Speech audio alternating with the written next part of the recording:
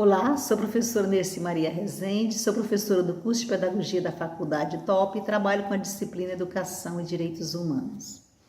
Em nossa aula de hoje, nós vamos discutir as dimensões da educação em direitos humanos. O objetivo de nossa aula é apresentar para vocês essas dimensões para que vocês tenham conhecimento e de domínio dela vocês consigam fazer as intervenções necessárias na sala de aula. As três dimensões citadas, eu já até abordei ontem, hoje eu falei que aprofundaria, são a primeira é a questão do direito à educação, a segunda, direitos humanos na educação e terceiro, o ensino de direitos humanos na educação. Para iniciarmos nossa conversa, acerca dessas três dimensões, nós podemos dizer que tudo começou de fato, nas escolas em 1995, com a década da educação. Essa década foi de 1995 até 2005 e foi uma adesão que ocorreu aos poucos, e essa proposta ela veio pela ONU e nós trabalhamos um processo de adesão aqui na América Latina, vários países aderiram e um deles foi o Brasil. E nós já tínhamos, lá dentro do histórico, a questão da Declaração Universal dos Direitos Humanos, que garantia esse processo de educação, mas, de fato, só vai para a prática essa educação em direitos humanos após essa adesão, e essa criação da década da educação em direitos humanos. Então, essa década levou à criação de um plano nacional em educação e direitos humanos. O país que aderia tinha que criar um plano, uma proposta, e foi a primeira versão que nós fizemos aqui no Brasil. Essa primeira versão a gente fez para educação básica. E quando terminou a década da educação, foi uma proposta que foi considerada muito boa, ela foi ampliada para as demais esferas da educação. Então, nós passamos desde a educação infantil até as pós-graduação, trabalhar com essa temática da educação em direitos humanos. Então, o que foi esse plano? Esse plano, ele marca o compromisso, a construção dele marca o compromisso do Brasil de implementar uma política que já estava sendo feita mundialmente para a educação em direitos humanos, tentando reparar os erros cometidos, os ferimentos à Declaração Universal dos Direitos Humanos. Então, onde tinha uma lacuna que não estava sendo cumprida, essa educação ia poder não só apresentar um conhecimento maior, como também ajudar a formar multiplicadores.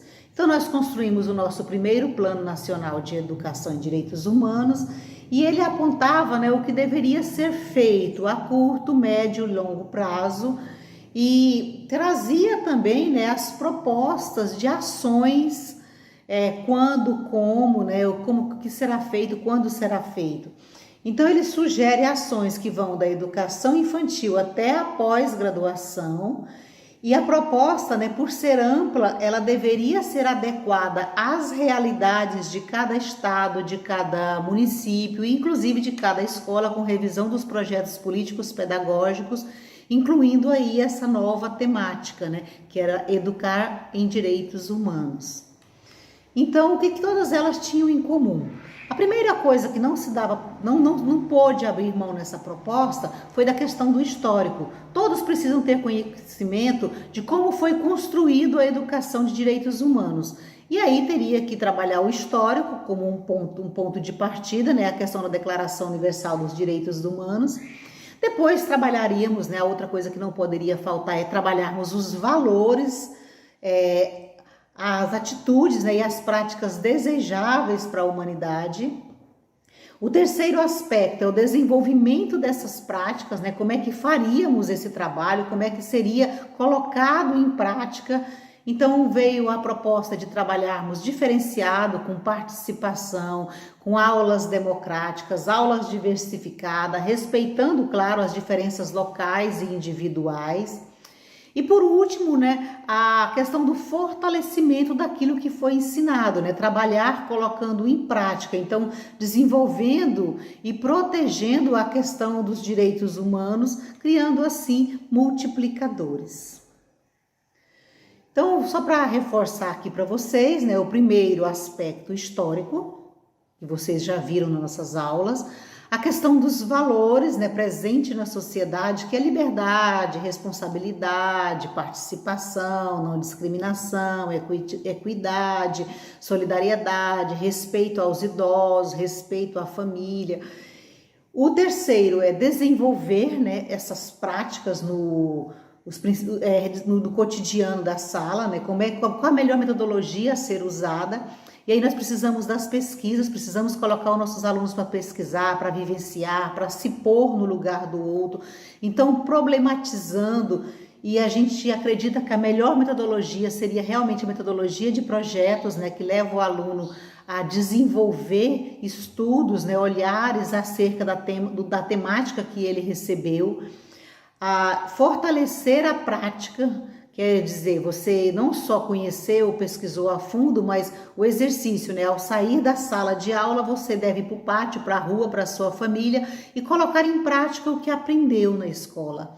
Então, fazer as pesquisas e colocar em prática esses projetos, né? Além, claro, de dar continuidade no decorrer dos anos posteriores, né? Se começa desde a educação infantil e vai até a pós-graduação, precisamos, né, ir solidificando esses ensinamentos.